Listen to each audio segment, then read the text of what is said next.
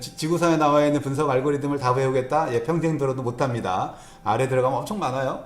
여기저기도 되게 많고요. 똑같은 것도. 그래서 일단은 분석 툴을 여러분들이 분석할 수 있을 만큼 그 묘사적 데이터 마이닝 기반으로 이번 강의에서 해야 될 그 분석 알고리즘은 다 끝났고요. 이제 그거를 조합해서 내가 어떻게 분석 프로세스를 정립하고 나만의 어떤 인사이트들을 찾는 자세죠, 자세.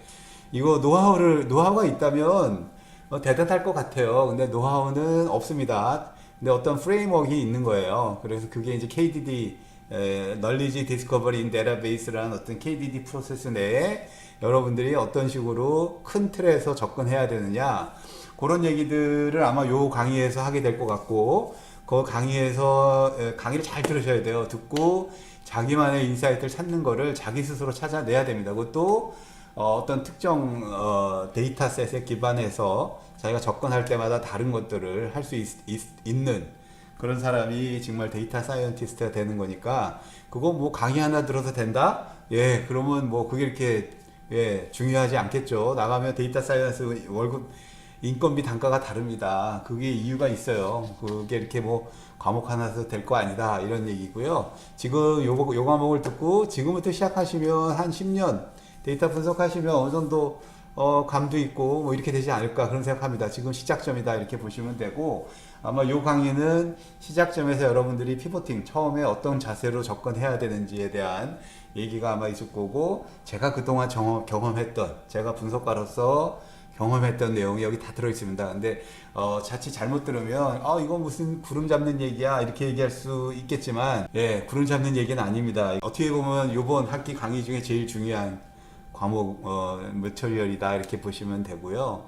요거를 중요한 것들을 놓치지 않으셨으면 해요. 이걸 들으면서 그리고 가급적이면 일단 본인의 프로젝트에 최대한 반영을 해보시는 게 좋지 않을까. 뭐 여러 가지가 있죠. 사실은 계속 얘기하겠지만 데이터 사이언티스트를 저는 비유하기를 예술가 또는 뭐 셰프 이런 쪽으로 비유합니다. 그러니까 여러분들이 뭐가 다른지 여러분들 전공에서 데이터 사이언티스트가 되려면 어떠한 것들을 다르게 접근해야 되는지가 우리가 얘기해 볼 수 있는 포인트 같다 이렇게 보시면 되고요.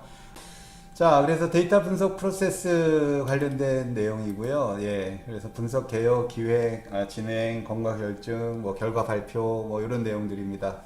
자, 그래서 강의 이제 데이터 분석 개요인데요. 다시 우리가 지금 미시적인 알고리즘에 집중했다가 이제 약간 거시적인 분석 관련, 거시적으로 여러분들이 이제 각각 데이터 사이언티스트다라고 생각을 하고 데이터 사이언티스트는 어떤 특정 분야의 전문가라고 그러니까 응용 분야 어떤 뭐 응용 분야의 전문가라기보다는 여러 응용 분야의 데이터들을 보고 분석을 전문적으로 하는 사람이다 이렇게 보시면 돼요. 그래서 응용 도메인에 딱 붙으면 그거는 이제 그 응용 도메인의 분석가고 여러 응용 도메인을 왔다 갔다 하면서 데이터 분석 전문성을 늘리는 사람, 이 두 가지 유형이 다 있다 이렇게 보시면 되고요.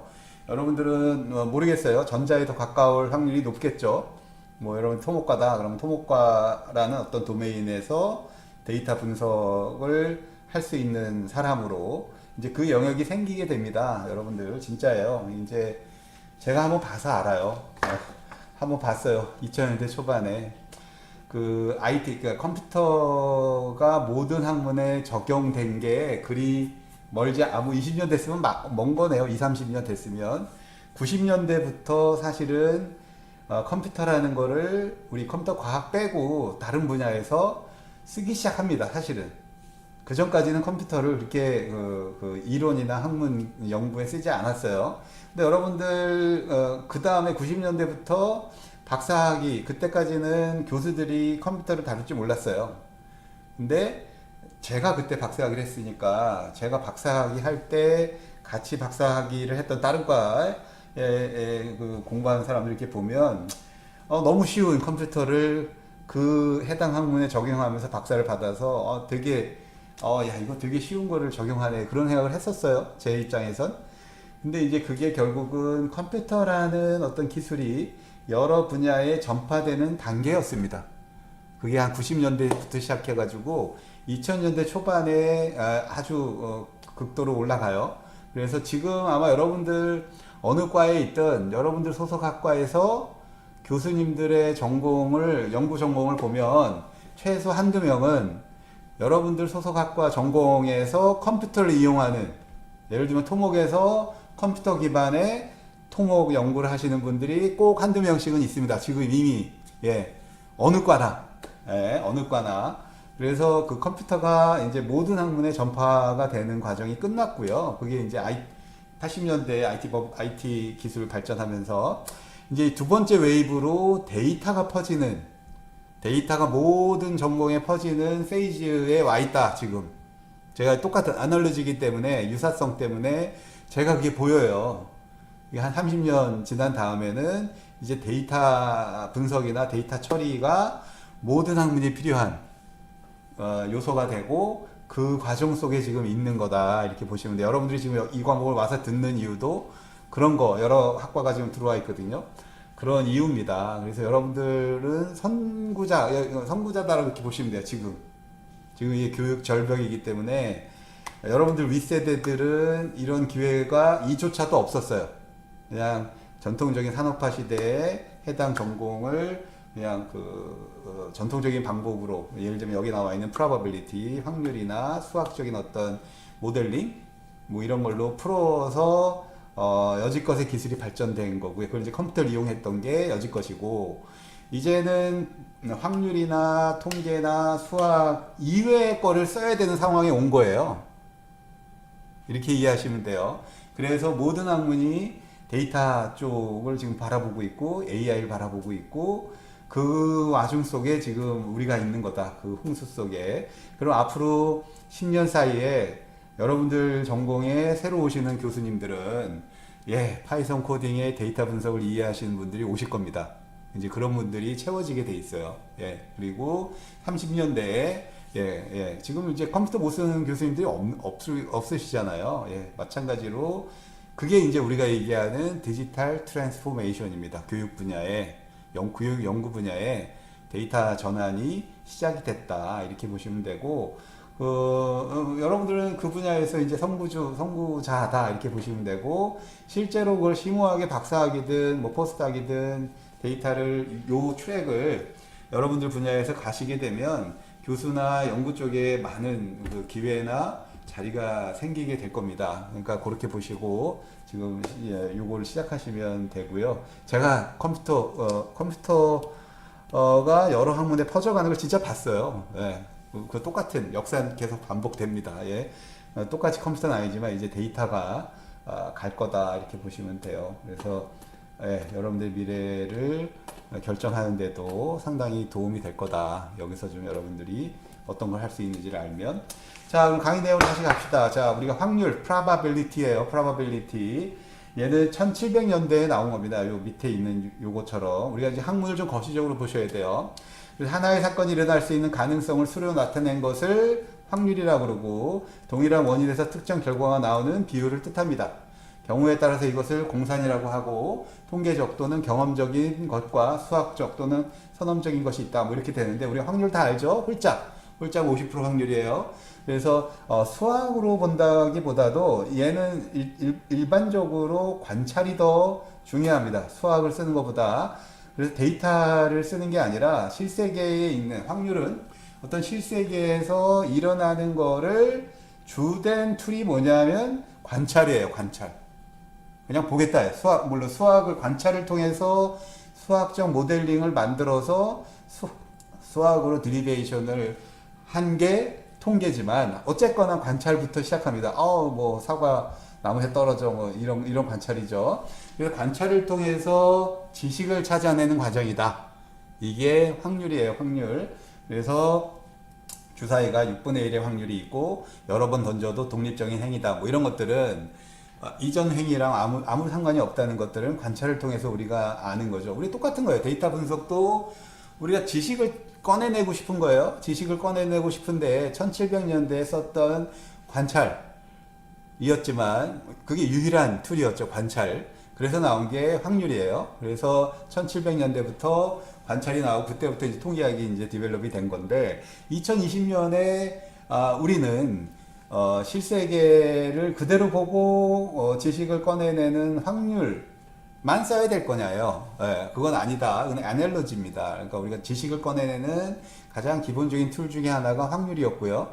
그리고 그거 기반의 통계도 되겠지만 그래서 확률이란 실제로 데이터를 우리 지금처럼 빅데이터를 막 모아서 하는 게 아니라 물론 손으로 써서 관찰을 하는 아주 작은 규모의 데이터를 관찰하는 거겠지만 그게 원시적인 얘기다 이렇게 보시면 되겠고 그게 확률입니다. 확률. 그래서 이게 지금 우리가 얘기하는 데이터 분석, 빅데이터 분석과의 큰 차이는 데이터 차원에서는 어떠한 프레임워크나 처리 방법이 없어요.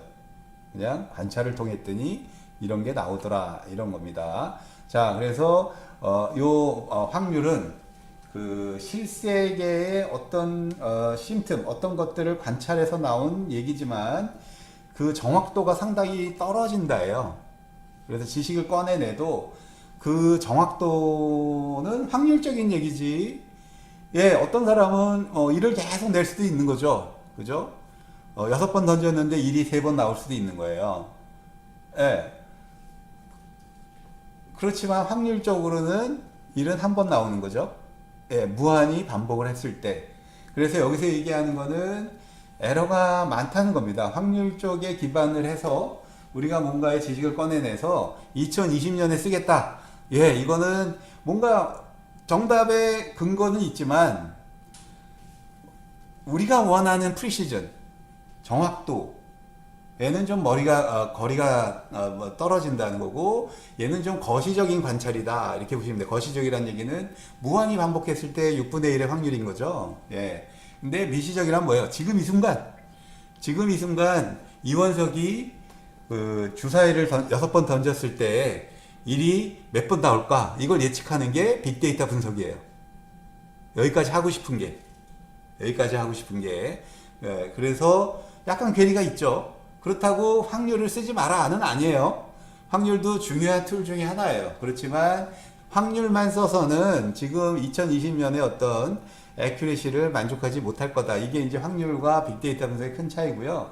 빅데이터 분석과 확률 또는 통계 분석과의 큰 차이를 이해하시는데 중요한 맥락입니다. 이게 보언페러니 프린시플이라는 거는 그 데이터셋에 내재되어 있지 않은 내용들을 찾으려고 하지 마라.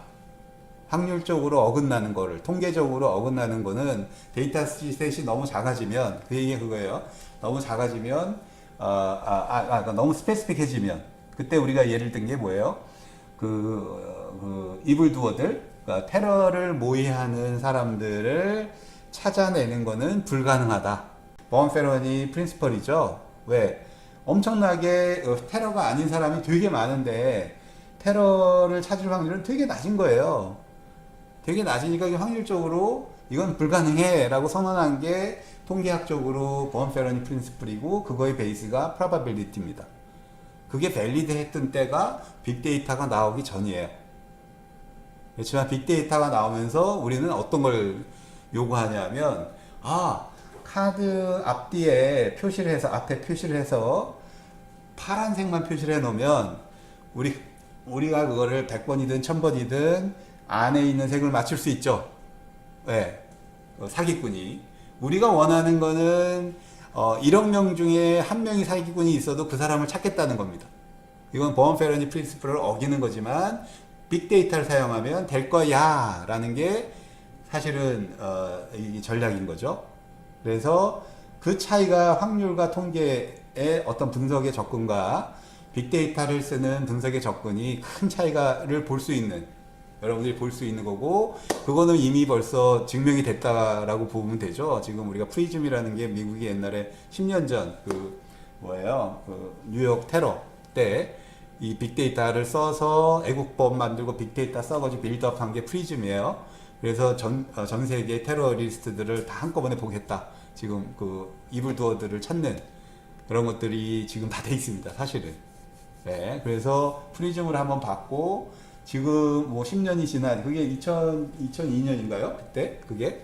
그러니까 20년이 지났죠, 이미. 그러면 벌써 기술이 엄청나게 발전을 해서, 네, 이제는 데이터가 되게 많기 때문에 이제 확률적으로 못 찾을 거야 라는 말이 밸리드하지 않습니다. 그래서 이 두 개의 큰 차이를 아셔야 돼요.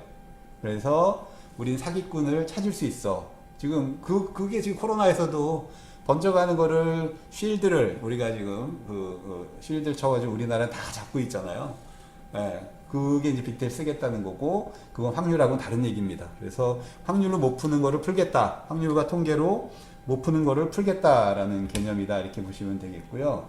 그래서 예, 이게 큰 차이점은, 확률의 큰 차이점은 데이터를 안 쓴다예요. 우리가 생각하는 빅데이터죠. 거기 손에다 그냥 첫 번째 했더니 일이 몇 번 나오고 뭐 이 정도는 데이터가 아닌 거죠, 사실은. 그죠? 손으로 이렇게 쓴 거. 그래서 여기는 데이터를 기본으로 안 쓰고 관찰을 몇 개 관찰을 위한 데이터를 가지고 확률적인 모델을 만들어서 통계적으로 풀어서 탑다운으로 어떤 결과를 내는 게 확률이었고, 그거를 좀 더 체계화시킨 게, 수학으로 체계화시킨 게 통계입니다. 통계. 그래서 스태티스틱스라고 그래서 얘가 1700년대부터 거의 1900년대까지 통계학이 모든 이론이 정립이 됩니다. 200년 동안.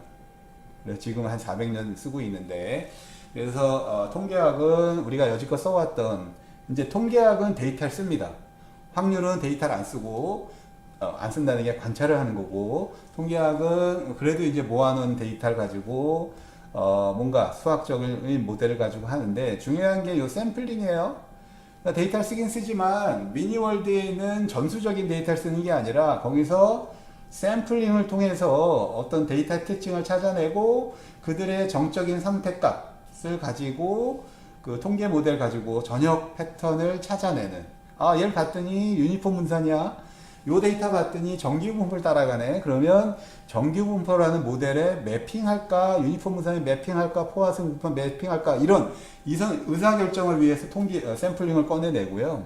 그 다음부터는 그 정규분포의 모델에서 제시된 내용을 기반으로 모든 것들을 풀어가는 그런 게 이제 통계학이다. 이렇게 보시면 되겠어요. 그래서 데이터는 쓰긴 쓰되 어차피 실세계에 있는 로 데이터들이 있지만 통계학은 이거를 부분 데이터, 실세계에 있는 모든 데이터에서 부분 데이터를 샘플링을 통해서 꺼내냅니다. 통계학은. 그래서 데이터는 쓰긴 쓰지만 이게 부분 데이터 보니까 이 부분 데이터를 가지고 통계 모델이 뭐야, 이 실세계는. 그걸 빌드업하고, 그러면 그 다음부터는 데이터를 쓰지 않고요, 통계 모델에서 그대로 부분 데이터 기반으로 전역 패턴을 찾아내는 게 통계학이다.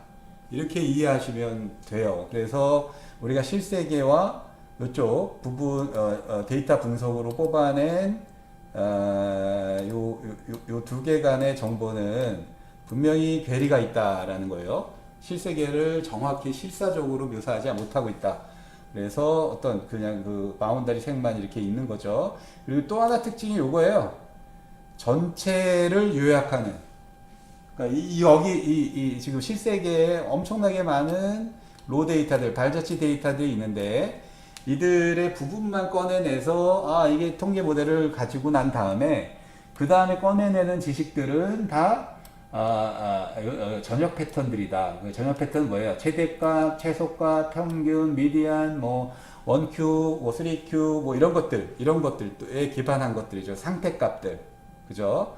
전역에 대한 현재 스테러스 값을 꺼내내는 그런 데에는 엄청나게 효율적인 기술이다.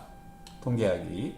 그러니까 이게 데이터를 추격하고 전역적으로 그 데이터가 어떤지, 우리가 지금 제일 많이 쓰는 게 일단은 그 여지껏 써왔던 게 여론조사 아니면 뭐 선거 뭐 이런 데 통계학의 파워를 여러분들이 많이 보셨을 거예요. 그냥 6시 땡 치면 진짜로 쫙쫙쫙 올라오잖아요. 예, 그게 요새 빅데이터 터졌다고 뭐 그런 게 아니라 옛날부터 그걸 해왔어요. 예, 그래서 어느 정도 거시적인 데이터 셋이 많고 샘플링 하는 데이터가 원본을 그대로 매핑할 수 있다면 통계학은 어느 정도 거시적인 정확도를 우리한테 제공합니다. 어느 정도가 아니라 상당히 좋은 근데 전제 조건은 전체에 대해서. 전체에 대해서. 그죠? 우리가 만약에 어떤 특정 지역의 유권자별, 나이별, 뭐 성별, 뭐 직업별로 국회의원을 뽑는다 그러면 얘는 못할 겁니다. 무슨 얘기인지 아세요? 그러니까 뭐 성동구에 국회의원을 10명을 뽑아요. 근데 한 명은 컴퓨터 전공자, 한 명은 뭐 산업 전공자, 한 명은 뭐 시장 전문가, 뭐 이래가지고 나이대도 막 다르게 뽑아요. 그러면 그게 부분 패턴들이잖아요. 되게 그 성동구에 있는 유권자들을 되게 나눠야 되고, 이렇게 되면 정확도가 떨어지게 된다는 얘기예요. 근데 지금 우리는 성동구에 한 명을 뽑습니다. 그러면 유권자의 부분을 다 통계내가지고, 그러니까 집중해서 하나를 집중하다 보니 에러들이 서로 보정이 되는 거예요. 에러들이 서로 보정이 돼서 그런 효과가 분명히 있습니다. 통계학에는. 그래서 전체적으로 가면 이 부분들의 에러들이 서로 보정, 주고받고 해서 전체적인 패턴은 어느 정도 이렇게 산처럼, 산처럼 보이는 거죠. 근데 여기 사이사이에 있는 골짜기들을 제대로 표현하느냐? 절대 표현 못 합니다.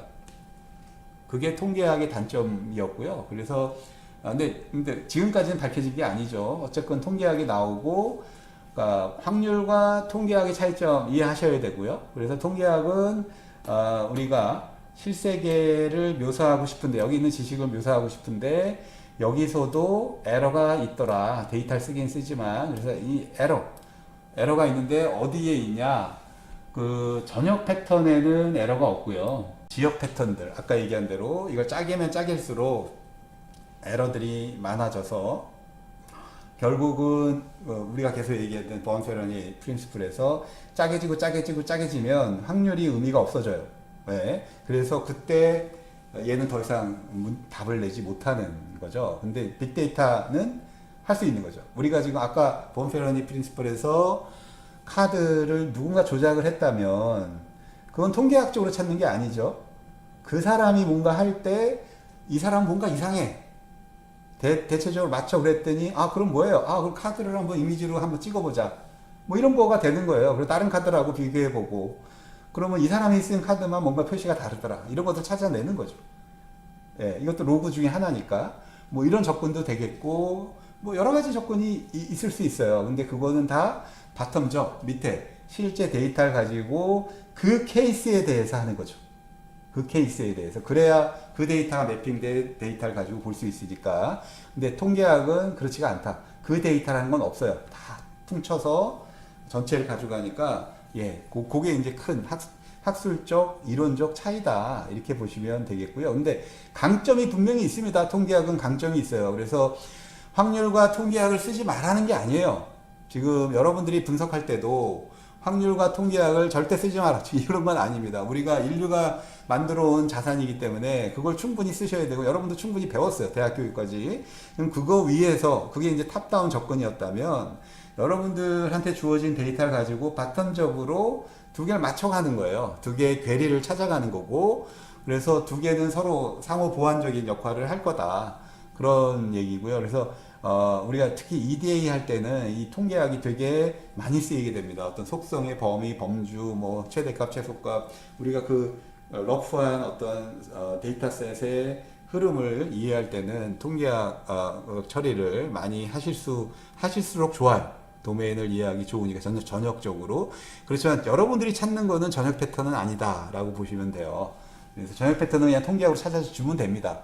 뭐 여기서 남성과 여성의 뭐 비율 뭐 이런 것들이 다 통계학 아니에요? 그 컨셉 데스크립션.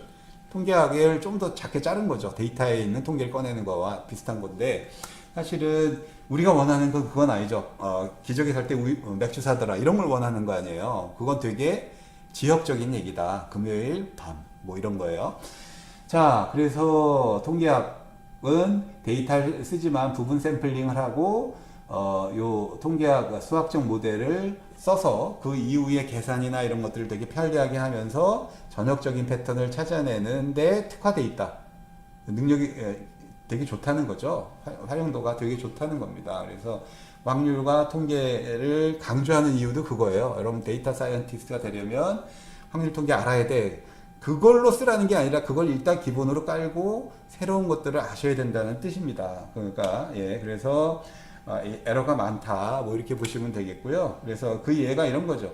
실제 전역 분포는 이렇게 두 가지 R형형인데 우리가 통계학에서는 이거를 그냥 샘플링 했더니 샘플링해서 가우시안 분포로 매핑하면 그냥 평균 여기 딱 찍게 돼요. 거기가 여기죠, 여기. 그죠?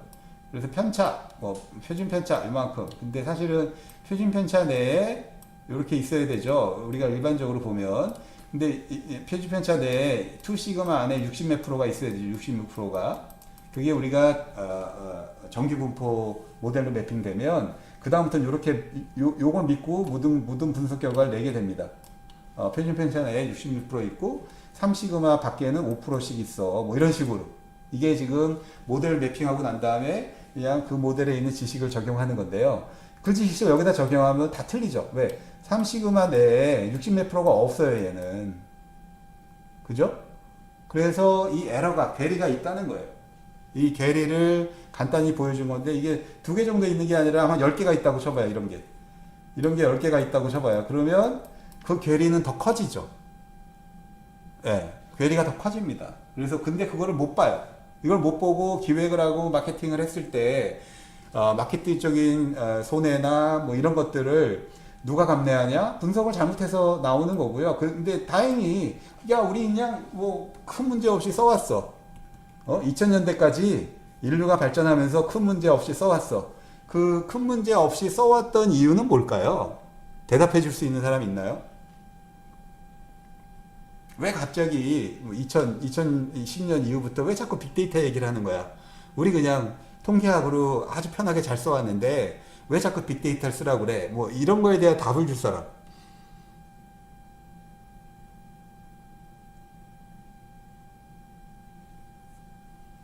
컴퓨터 성능이 발전해서 아니에요. 아닌데요.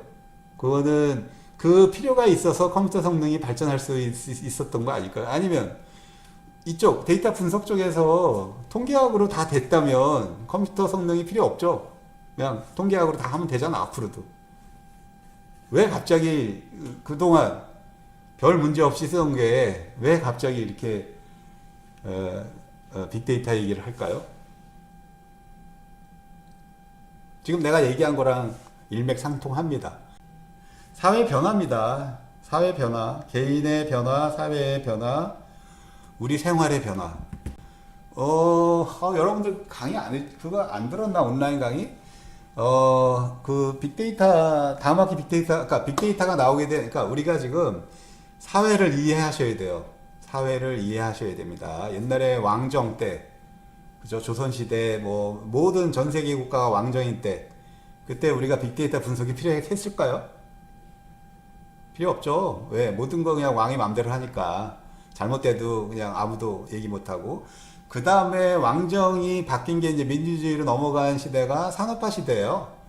산업화. 그때 뭐예요? 대중이라는 어떤 개체를 찾아낸 거죠. 왕 대신에 대중에 맞춰서 기성목 만들고 모든 대중한테 맞춰야 돼. 그게 산업화 시대입니다. 그럼 대중은 뭐예요? 바로 요거예요. 대중은 요 가우시안 분포의 가운데 값 요거. 그죠? 키나 뭐 길이 사이즈 뭐 이런 거 기성목 만들 때 다 요 가우시안 분포의 가운데 평균 옆에 뭐 2시그마나 2.5시그마 내에 걸로 다 맞췄죠. 평균 값으로. 네, 그래가지고 그거 하나만 만들었잖아요. 산업화 정보화 시대 2000년대까지 1900년대 말까지 2000년대 초반까지는 그냥 이렇게 대표적인 대중 옷을 주면 모든 사람이 만족했습니다. 그죠? 그거 이상을 더 요구하지 않았고요. 마찬가지로 매스미디어, 뭐 KBS, MBC, SBS 정도면 모든 사람이 만족했습니다. 근데 요새 어때요? 요새 대중방송 다 죽었고 똑같은 옷 입는 걸 싫어하죠. 네, 그 뭐예요? 개인별로 다 취향이 다르다는 거예요. 그 왜 그랬을까? 예, 산업화를 통해서 정보화를 통해서 돈을 많이 벌고 개인이 중요해졌기 때문에 대중적 가치도 중요하지만 개인적 가치도 중요해지는 사회로 넘어가고 있는 거예요. 그러니까 빅데이터 우리나라가 막 떠들지만 저 아프리카에 있는 뭐 콩고나 이런 데서 빅데이터 떠들까요? 안 떠들어요. 왜? 그 환경이 안 돼 있습니다, 사회가. 중요하지가 않아요. 그게 통계로만 해도 충분히 됩니다. 거기는 왜 대중적 가치가 아직은 크기 때문에 거기가 그런 식으로 사회를 읽으셔야 돼요. 여러분들이 어떤 분야에 있던 기술은 사회를 따라갑니다. 컴퓨터가 만들어졌다고 필요도 없는 사회에서 쓰지도 않는 데이터 분석이 중요하다? 말도 안 되는 거죠. 예. 사회가 니드가 있으니 거기에 맞춰서 컴퓨터도 발전하고 분석 방법론 이런 것들이 새로운 게 나오는 거고 그럼 결국은 통계학으로는 그 니드를 만족시키지 못한다예요. 왜? 대중을 찾아내기는 성공하지만 그게 전역 패턴이죠. 대중을 찾아내기는 성공하고 대중의 어떤 전체적인 흐름 여기 부의동에 누가 당선될 거야 뭐 이런 거 대통령이 누가 당선될 거야 이런 것들은 맞출 수 있으나 개개인의 용도는 이 통계학으로는 도저히 불가능하다라는 거죠. 근데 우리 사회는 개개인의 요구가 마케팅이든 어디든 분출하고 있습니다. 그 갭을 메꿀 수 있는 게 데이터 분석, 빅데이터인 거예요. 그죠?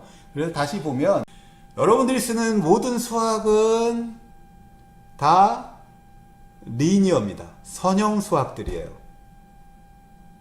넌리니어는 뭐예요? 예측이 안 되는 거죠.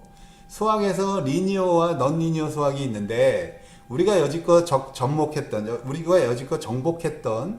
통계학이든 확률이든 수학 영역은 다 리니어 영역이고요. 수학이 그렇게 오래됐어도 넌리니어로 넘어가면요 수학적 공식이 풀리지 않습니다. 왜? 그 영역을 넘어간 수학자가 없어요. 왜? 그래서 지금 데이터의 중요성을 수학가도 알아요, 사실은. 왜? 자, 넌리니어 세계는 우리가 어떤 수학적인 공식으로 탑다운 방식으로 규명할 수가 없어. 그럼 얘는 케이스 바이 케이스로 데이터를 가지고 규명해야 돼. 이런 접근인 거예요. 여러분들 뭐 일기예보, 뭐 지진 이런 것들도요. 다 리니어 함수로 이걸 적용하다 보니 한계가 있는 거예요. 넌리니어 세상에 센서들이 달려 있어서 데이터를 추출할 수 있는 거예요. 지진도 마찬가지. 지금 딱 엄청나게 센서 받고 있고요. 예. 기상은 말도 못하죠. 지금 막 여기저기 막 그냥 뭐 위성 쏘고 막 그게 다 센서잖아요. 우리가 만약에 수학으로 풀 수 있다면 그런 센서가 필요 없겠죠. 예. 그래서 결국은 넌리니어 세상을 우리가 풀어야만 이걸 풀어야 어떤 세상이 오는 거죠? 우주에 갈 수 있습니다. 지금 이게 다 연결돼 있는 거예요. 다 연결돼 있는 거예요. 이게 그냥 다 따로 노는 게 아니라 이게 만약에 우리가 넌리니어 세상을 빅데이터로 성공적으로 AI로 풀었어. 그럼 그 다음에는 우주 정복이 가능해지는 거다. 저는 그렇게 생각을 하고 있고요. 그런 그 상황에서 데이터 분석은 통계학이랑 뭐가 달라? 이런 식의 얘기를 하시면 안 됩니다. 절대 그런 얘기 하지 마세요. 예, 엄청난 차이가 있고요. 근데 이게 상당히 전문가들도 그런 얘기를 많이 해요. 2011년 때 빅데이터가 뭐야 라고 이제 좌담회가 되게 많이 열리고 그러면 저 같은 사람 나가고 대표적으로 부르는 게 통계학자들 부릅니다. 그럼 그분들 나오시면 데이터 분석은 우리가 해왔던 거고 뭐가 다른 차이점이 없다. 물론 겉으로 볼 땐 차이점이 없지만 예, 큰 차이가 있게 됩니다. 그래서 여러분들 그 큰 차이를 이해하시고 데이터에 귀의를 하셔야 됩니다. 데이터 종교에. 오죽하면 종교까지라고 얘기를 나왔겠어요. 유발 하라리가 이 데이터는 종교야 라고 얘기하는 지금 오늘은 요 확률과 통계와 데이터, 빅데이터 분석의 차이를 얘기하는데 시간을 다 썼는데요. 요번 학기 요거만 이해하셔도 여러분들 인생이 많이 바뀝니다. 자, 그래서 이제 뭐 거의 400년 동안 발전해 왔던 통계학 뭐 이런 것들을 뒤로 하고 그 다음에 이제 컴퓨터가 나오면서 머신러닝이라는 애가 발전했다 그랬죠. 그렇지만 아직 컴퓨팅 파워가 안 좋아져서 지지부진하고 있는 상황에서 90년대에 컴퓨팅 파워가 VSI 뭐 이런 기술이 발전되면서 엄청 커집니다. 그래서 그 당시에 병렬 컴퓨터라는 것도 80년대 말에 나온 개념이다 이렇게 보시면 돼요. 그래서 왜 그때 컴퓨터 하드웨어 기술이 거의 꽃을 피던 시절입니다. 80년대가 그죠? 삼성전자가 들어간 우리가 전자업계에 들어간 것도 하드웨어 하러 들어간 거고요. 메모리 그때 했으니까 그때 시류를 반영한다고 보시면 돼요. 그 당시에 최첨단 기술은 병렬 컴퓨팅이었다. 제 박사학위 논문은 병렬 연역 DB 병렬화 알고리즘입니다. 그러니까 연역 DB라고 디덕티브 DB라고 그러거든요. 그래서 사실 지금 있는 데이터로부터 디덕트 유추된 어떤 지식을 병렬로 찾아낸다. 뭐 이런 느낌이에요. 그래서 디덕티브 DB 그러면 디덕티브 DBMS가 그 당시에 이렇게 관계형 DB 위에 룰 베이스 비슷하게 들어가 있는 거예요. 부모 자식 관계를 갖는 사실 테이블을 갖고 있으면 조상 관계를 유추해낼 수 있다요. 간단한 프롤로그 룰에 의해서. 근데 이제 이게 매치가 너무 많으니까 그거를 병렬 컴퓨터에서 하자. 그래서 그게 제 논문의 한 반이고요. 나머지는 그 당시에 객체지향형이기 때문에 객체지향형 디덕티브 DB를 병렬해서 어떻게 객체지향적으로 이밸리에이션 할 거냐, 쿼리 프로세싱을 할 거냐, 그게 이제 제 논문의 또 하나 반이었습니다. 그래서 그 당시가 80년대 말, 90년대 초였는데 병렬 컴퓨터 그때 박사학위를 하고 한 15년을 잃어버렸어요. 한국 왔더니 그런 거 안 하더라고요. 근데 하둡이 나오면서 하둡 보니까 거의 뭐 그 당시 그 기억이 그대로 나오는 그때와 그게 이제 다시 꼽히는 그걸 보고 야 기술도 계속 그 뭐죠 복고풍이 있구나. 우리가 지금 레트로라 그러죠. 그러니까 그 당시에 안 풀렸던 문제를 새로 기술이 발전됨으로써 그 옷을 입고 또 풀려고 들어가는 거예요. 예, 그래서 하여튼 그런 흐름 속에서 지금 뭐 90년대에 데이터 마이닝이라는 게 이제 생겼다 이렇게 보시면 되고, 예, 그래서 결국은 엄청나게 쌓여 있는 데이터로부터 우리가 금광하듯이 지식을 캐내는 작업을 하겠다. 그게 이제 90년대에 시도된 겁니다. 그 전까지만 해도 이게 엄두가 안 났어요. 그죠? 데이터가 많지도 않았지만 뭐 80년대에 정보화 되면서 이제 많아지긴 했죠. 그렇지만 예, 컴퓨팅 능력도 되게 낮았기 때문에 시도가 안 됐었다 이렇게 보는데 이제 90년대 데이터 마이닝 요거가 나왔고 데이터 분석인데 시작이 된 거죠. 그래서 운영계 80년대 운영계 MIS 뭐를 생각하시면 돼요. 관계형 DB로 90년대 데이터 웨어하우스 정형 데이터로 그 매일매일에 만들어진 데이터를 한 10년, 15년씩 모아놓고 거기서 분석계가 돌아가는 데이터 마이닝과 원래 근데 이제 이 당시에 데이터 웨어하우스는 정형 데이터였습니다. 관계형 DB 기술만 썼어요. 근데 지금 빅데이터에 와서는 요 데이터 웨어하우스라고도 그러고요. 데이터 레이크라고도 그럽니다. 요새 용어, 그러니까 왜 옛날 용어를 쓰면 정형 데이터 같은 느낌이 있잖아요. 그래서 이제 데이터 레이크 그래가지고 호수 웨어하우스보다 더 크죠. 그리고 비정형이죠. 예. 그래서 데이터 레이크라는 용어들을 많이 써요. 그래서 거기는 뭐 동영상 뭐 그다음에 문서 파일 뭐 잡동사니가 다 들어가 있는 겁니다. 거기 안에. 그래서 비정형 분석 뭐 이런 것들을 다 하겠다. 근데 개념은 똑같습니다. 데이터 웨어하우스나 데이터 레이크나 예. 그냥 썼던 것들을 잘 정리해 놔서 그걸 가지고 과거를 분석해서 미래를 예측하겠다. 뭐 이런 얘기예요. 최적화를 하겠다. 예, 그래서 거의 분석계 틀이 요 당시에 만들어졌어요. 근데 이때도 계속 얘기하지만 이게 정형 데이터로 분석계가 완성이 됐으면 지금 우리가 빅데이터를 볼 이유가 없습니다. 그냥 이걸 계속 썼겠죠. 왜? 통계학이 또 계속 발전을 하여튼 안 하는 이유 중에 하나가 그 모델의 한계가 있는 거거든요. 그래서 그래서 새로운 개념이 자꾸 여기 들어가야 되는 거예요. 그 당시에 어떤 가장 최신의 어떤 개념이어도 새로운 개념들이 들어가야 돼서 그때 이루지 못했던 그 예측력이 되게 낮았습니다. 그럴 수밖에 없죠. 왜? 매일매일의 집계 데이터만 저장해 놨으니까 발자취 데이터가 저장이 안 됐어요. 무중형. 그래서 하여튼 반쪽의 성공이었어요. 올랩만 성공했고 데이터 마이닝, AI, 그때도 AI 떴었어요.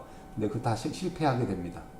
그래서 다시 새로운 이름으로 요새 나온 게 빅데이터다. 뭐 마찬가지의 통계학도 옛날에 그 이론만 가지지 않고 데이터 마이닝 때도 적극적으로 머신러닝 받아들였고 요새는 이제 뭐 하둡이나 이런 것도 밑에 깔고 가게 돼 있어요. 그래서 새로운 기술이 계속 과거 기술에 접목이 된다 이렇게 보시면 되는데 이때 또 하나 정립된 게 이겁니다. 이 실세계에서 결국은 이때의 단점은 실세계에 있는 로그성 발자취 데이터가 실세계에 존재하나 관계형 DB 기술이 이게 데이터 커지면은 안 돌아요. 예, 데이터 커지면 이게 한계가 있습니다. 병렬이 잘 안 돼요. 그래서 그거를 데이터를 줄이기 위해서 통계학은 샘플링을 썼어요. 근데 요 당시 데이터 웨어하우스는 집계를 씁니다. 집계. 그러니까 샘플링보다는 집계가 좀 전역적이죠. 근데 약간 올라가죠. 집계를 하니까 우리가 그 개개 로그가 아니죠. 샘플링은 개개 로그지만 뭐 100대 1 샘플링을 했다. 그럼 100개가 로그 하나로 대표가 되는 거죠. 그래서 나머지 99개의 발자취를 잃어버려요. 샘플링은. 근데 집계는 100개를 5대 1로 집계했어. 그러면 20개의 집계 데이터가 나옵니다. 이 20개는 100개를 다 커버해요. 왜? 5개씩 집계를 하니까. 그죠? 5개 레코드를 평균을 내서 하나. 그러면 100개의 원래 발자취 데이터가 있었는데 5대1 집계를 했다 그러면 내가 관계형 DB에 올리는 거는 20개 레코드만 올리면 되죠. 그러면 내 저장 공간이 5분의 1로 줄고 데이터 사이즈가 5분의 1로 주니까 컴퓨팅 파워도 5분의 1만 쓰면 되죠. 그러니까 이게 개념이 철학이 좀 다른 거예요. 통계학은 원본 데이터의 분포를 찾는 게 중요하니까 원본 레코드를 샘플링해서 데이터 모델이 야 이게 가우시안이야, 포화송이야, 유니폼이야 뭐 이런 식으로 가는 거고 관계형 DB 요 데이터 웨어하우스는 어쨌거나 10년, 15년치 과거 데이터를 내가 다 볼 거야. 다 볼 건데 아주 밑에 발자취 데이터를 보기에는 컴퓨팅 파워가 너무 없어. 그러니까 다 보긴 하되 집계를 할 거야. 뭐 이런 느낌이에요. 그래서 일별 집계, 뭐 월별 집계, 뭐 이렇게 주별 집계 이 집계 데이터로 정형 데이터가 찾이게 됩니다. 그러니까 이게 뜨문뜨문 보는 거죠. 뜨문뜨문 집계 좀 위에서 보는 거예요. 그래서 관계형 DB로 요 테이블 형태로 DW가 구축됐다. 요게 이제 90년대 데이터 웨어하우스고요. 실세계를 관계형 DW 데이터 다시 얘기하면 엑셀처럼 생긴 테이블이죠. 테이블의 정형으로 우리가 이걸 다 모델링을 해서 ER 모델링 해서 집어넣습니다. 이게 DW 모양이고요. 그렇게 되면 실세계에 있는 리얼 밸류들은 각각 개인별 발자취들이 있는데 그거를 집계했다는 얘기는 발자취 3개 정도를 레코드 하나로 이렇게 집계한 거예요. 그죠? 그래서 원래는 발자취 하나하나당 레코드가 들어가야 되지만 3개당 하나 아까 얘기한 대로 그래서 집계 데이터 기반으로 지역 패턴을 찾는 게 그 당시의 목표였습니다. 요게 차이점 아셔야 돼요. 자, 이 통계학은 어땠어요? 통계학 다시 돌아가면 어디 갔죠? 부분 데이터 기반으로 전역 패턴을 찾는 겁니다. 통계학은 왜 샘플링이니까. 샘플링이니까 부분 데이터 기반으로 전역 데이터를 찾는 거다. 왜 전역? 전체적인 최대 평균 뭐 이런 거가 더 효율적으로 잘 찾아졌는데 요때 90년대의 데이터는 우리가 집계 데이터 기반으로 지역 패턴을 찾는 데 목적을 뒀어요. 왜? 우리 그때 이 지역 패턴이라는 게 되게 중요한 얘기입니다. 지금 이 뒤에 나오나? 네, 다음에 나오는데 기저귀 살 때 맥주 사더라. 이게 전역 패턴인가요? 지역 패턴인가요? 지역 패턴이죠. 왜? 주말에만 유효한 패턴이에요. 금요일 저녁, 토요일 저녁, 월, 화, 수, 목, 금은 기저귀 살 때 맥주 안 삽니다. 지역이죠. 시간적인 지역이죠. 근데 빵 살 때 우유 사더라. 이건 뭐예요? 지역이에요? 저녁이에요? 저녁입니다. 거의 매일 모든 데이터에 나와요. 네, 그런 것들이 저녁이에요. 그죠? 근데 계속 얘기하잖아요. 저녁 데이터는 통계로 찾으면 되지 굳이 데이터 마이닝을 할 이유가 없다 이거예요. 그리고 그 당시도 그걸 가치를 알았어요. 지역 데이터, 지역 패턴을 찾기 위해서 다만 근데 집계를 썼기 때문에 정확도가 떨어지죠. 집계를 쓰니까 사실은. 그래서 그런 차이가 있습니다. 그 당시 DW는 집계 데이터로 집계를 하니까. 근데 그 당시에 뭐 기저귀 살 때 우유 사더라는 집계는 아닙니다. 그때는 로 데이터를 쓰긴 썼죠. 예, 그 당시에 DW를 얘기하는 거예요. 자, 질문 여기까지 있나요? 그러니까 여러분들도 프로젝트 할 때 분석해야지 그러고는 여러분들이 가진 모든 데이터를 대상으로 패턴을 찾으려고 그러지 마세요. 예, 그거 찾아봐야 다 쓰레기예요. 다 아는 거예요. 1학년은 미팅을 많이 한다 뭐 이런 거, 그죠? 다 알죠. 1학년은 뭐 동아리 활동을 많이 한다 뭐 이런 거예요. 예. 뭐 데이터 분석 안 해도 알 수 있는 거죠. 예. 자, 왜 그러냐면 일반적으로 우리 통계 분석을 해요, 머릿속에서. 예, 누구나가 그걸 또 내려보내. 계속 술 먹을 때 얘기하고 뭐 이렇게 다 얘기해서 모두가 저녁 패턴을 잘 봅니다. 자, 그래서 이제 저녁 패턴과 지역 패턴 얘기했고요. 자, 그 다음이 우리가 봐야 될 게 이제 2011년에 빅데이터 분석, 진짜로 빅데이터란 용어가 그때 탄생이 됩니다. 데이터 마이닝도 95년도에 탄생된 거죠. 97년? 예, 이때 빅데이터는 2011년에 탄생이 된 거고, 요 빅데이터가 도대체 뭐예요? 그러면 3V를 얘기합니다. 볼륨, 기존의 기술로 처리할 수 없었던 크기의 데이터, 그리고 기존의 기술로 처리할 수 없었던 속도의 데이터, 기존의 기술로 처리할 수 없었던 다양한 데이터, 이렇게 이 세 개. 그래서 볼륨, 벨로시티, 버라이어티, 요 3V를 얘기합니다. 빅데이터 뭐야? 그럼 이렇게 얘기하셔야 돼요. 근데 기존의 기술은 도대체 뭘 거냐예요. 광계형 DB예요. 예, 이게 지금 우리가 가진 잘못된 인식인 것 같아요. 분석하면 다 데이터를 쓰는 거야 라고 생각하시는 것 같아요. 근데 계속 강조했잖아요.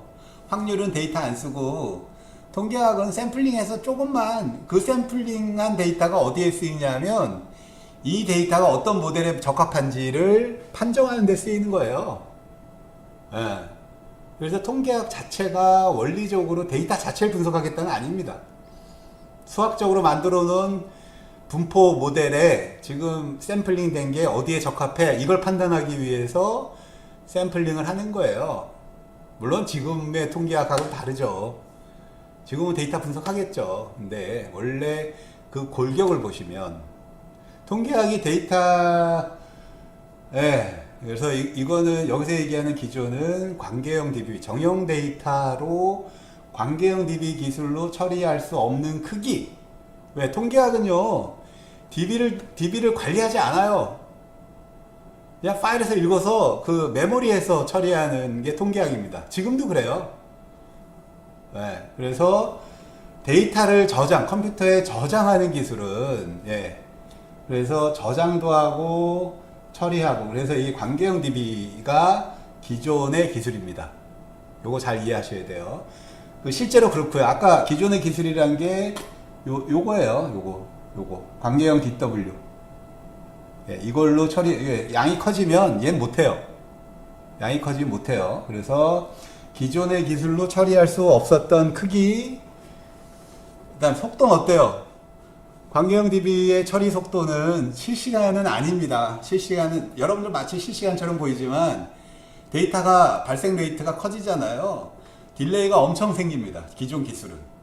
근데 지금 우리가 뭘 원해요? 실시간. 발생 레이트가 아무리 커져도 나는 실시간에 하고 싶은 거예요.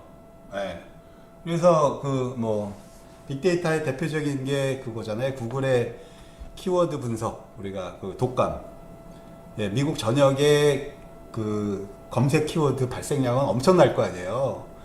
그거를 광계형 DB로 분석하면 딜레이가 엄청 생깁니다.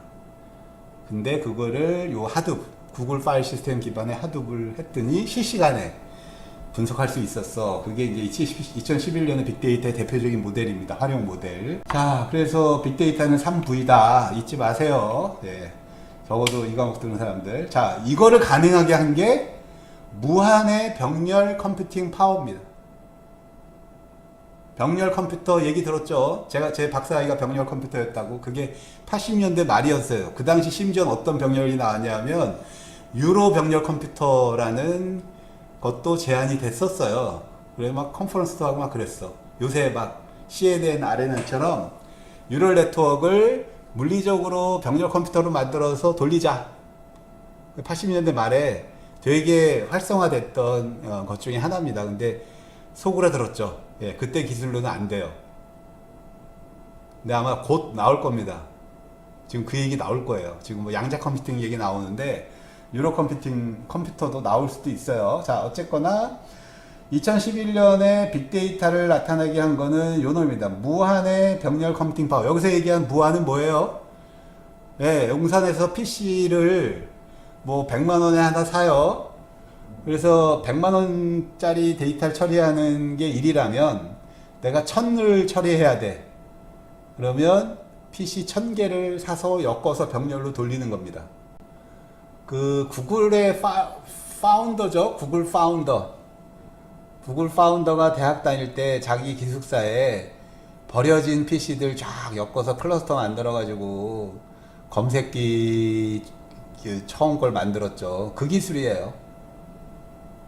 그거를 계속 늘려서 병렬로 만들어서 지금 그 전에 그 뭐 세계를 주름 잡던 검색기들을 다 없앤 거죠, 사실은. 예, 그 기술입니다. 그래서 구글 파일 시스템이에요. 그게 지금 오픈을 했어요, 구글이 2007년에. 그래서 민간 소프트웨어 이 커뮤니티들이 그거를 구글 파일 시스템을 그대로 복제해서 복제품, 우리가 약 같은 거 복제약 나오는 거랑 똑같은 거예요. 복제 제품을 만든 게 하둡이고요. 얘 기본적인 거는 PC를 뭐 필요한 만큼 엮게 되면 컴퓨팅 파워가 늘리면 늘릴수록 리니어하게 늘어난다. 예, 이거예요. 그래서 무한 컴퓨팅 파워예요. 그게 되면서 빅데이터라는 게 가능해진 겁니다. 자, 이때 문제가 뭐냐면 그러면서 개인에 대한 분석이 가능해졌어요. 개인의 발자취 하나하나를, 모든 국민의 발자취 하나하나를 다 볼 수 있게 된 겁니다, 사실은. 예, 그죠? 개인의 발자취 하나를 다 보고 개인별 로그 데이터를 실질적으로 어떠한 변형도 없이, 샘플링이나 집계나 변형 없이 그 자체를 분석할 수 있게 됐다. 이렇게 보시면 되고요. 그 개인정보 뭐 이런 이슈들하고 문제가 되긴 하지만 기술적인 측면으로는 이제 뭐 모든 개인을 동시에 실시간에 볼 수 있다. 이게 된 거죠. 예. 네, 이게 된 겁니다. 그래서들 자꾸 얘기하는 거예요. 이제 미래는 달라진다는 얘기가 이 정도 애큐리시, 이 정도 세밀성이 가능하다. 옛날엔 돈을 퍼부어도 못했었거든요. 그게 이제 2011년 빅데이터다. 그래서 개인별로 볼 수 있다. 모든 로그를. 이게 좋은 거예요? 나쁜 거예요? 좋다, 나쁘다. 개인별로 컴퓨팅 로그들을 다 볼 수 있게 됐다. 어떤 사람은 좋다 그러고 어떤 사람은 나쁘다 그러는데 그걸 어떻게 잘 쓰느냐입니다. 어떻게 잘 쓰느냐, 그죠? 우리가 핵이 좋냐 나쁘냐, 또는 뭐 여러 가지 이슈들이 있죠. 근데 이제 그거를 가장 간단한 거 칼이죠, 칼. 좋은데 잘 쓰면 좋은 거고, 나쁜데 쓰면 나쁜 거고.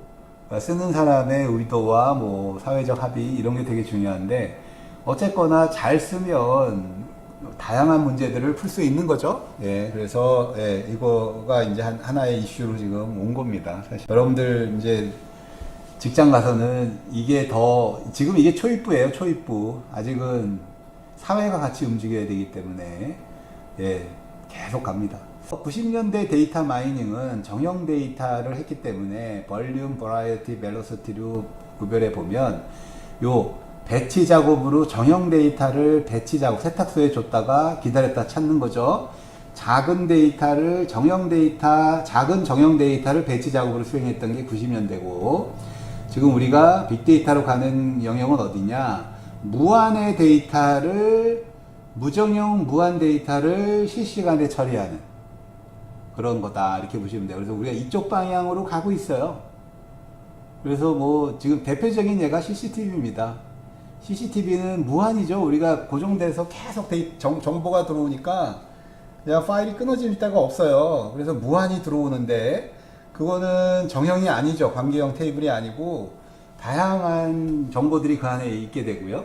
근데 그거를 실시간에 디텍트 해야 되는 겁니다. 예. 그래서 이게 되고 있어요. 예. 자, 그래서 결국은 이게 빅데이터 분석이란 우리가 똑같이 모델링 하고 싶은 실세계, 리얼 밸류들이 있는 실세계를 거기에 있는 도플갱어와 똑같이 컴퓨터 로그로 남겨. 그죠? 왜? 모든 실세계에 다 컴퓨터 센서들을 붙이고 뭐 스마트화시키, 그게 유비쿼터스 컴퓨팅이잖아요. 예. 그게 이제 된 거예요. 그래서 여러분들 공장 가면 스마트 팩토리, 그건 뭐예요? 센서가 엄청 붙어 있고 프로세싱 파워들 붙어 있고 엣지 돌아가고 막 이런 겁니다. 그거 왜 그래? 공장이라는 실세계에서 일어나는 상황들을 다 로그로 남겨서 빅데이터화 하는 거예요. 예, 쇼핑몰 뭐 어디 가나 CCTV 마찬가지고요.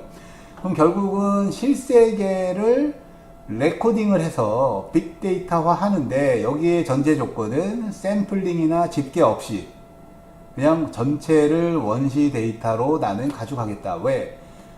무한의 병렬 컴퓨팅 파워가 나한테 있어요. 예, 제가 한 5년 전에 다음 소프트, 아니지, 다음이죠. 다음에 갔었어요. 그때는 카카오에 가기 전이었, 5년 더 넘었나?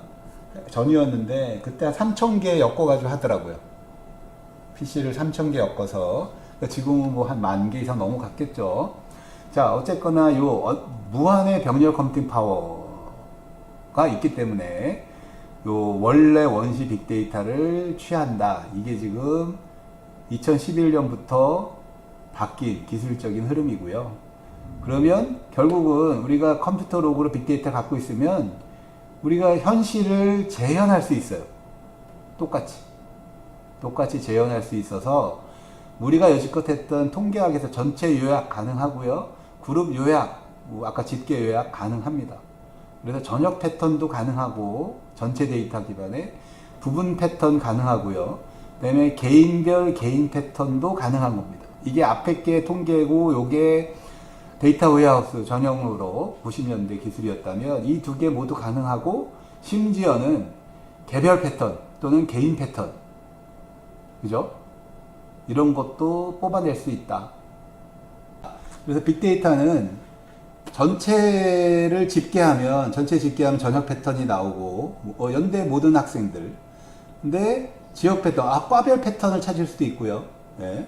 주말 청소년 유흥가 뭐 이런 데만 보고 또는 홍길동의 패턴, 학생 개인의 패턴을 볼 수도 있어요. 네. 근데 빅데이터의 가장 큰 가치는 어딜까요? 네. 위에 거는 얘는 통계학으로도 돼요. 그죠? 굳이 엄청난 빅데이터 안 쓰고 통계학으로도 되는데 얘는 관계형 DB로도 됩니다. 그죠? 옛날에 만들어 놓은 그 데이터 웨어하우스로. 근데 얘는 안 돼요. 얘는 오직 빅데이터 기술로만 됩니다. 그래서 이게 가치가 제일 좋은 거고 효용성도 얘가 제일 좋겠죠. 자, 그래서 우리가 뭘 해야 되냐? 얘는 뭐예요? 망원경이고요. 저 거시적으로 저 멀리 띄워놓고 산의 쉐이프를 보는 거고요. 이쪽 얘는 뭐예요? 현미경이에요. 그래서 산에 막 올라가서 그 나무 하나하나를 보는 겁니다. 요거 나무 하나하나. 그죠? 망원경으로 산을 보는 거고 얘는 현미경으로 나무 하나를 보는 거고 그 사이에 나무 몇 그루, 골짜기 요 부분을 보는 게 요게 이제 스펙트럼이 이렇게 돼 있어요. 그래서 빅데이터로 내가 뭘 보고 싶냐, 그죠? 뭘 보고 싶냐는 이 세 가지를 볼 수 있고, 근데 여러분들 분석하라 그러면 다 요거 봐요. 요거. 네.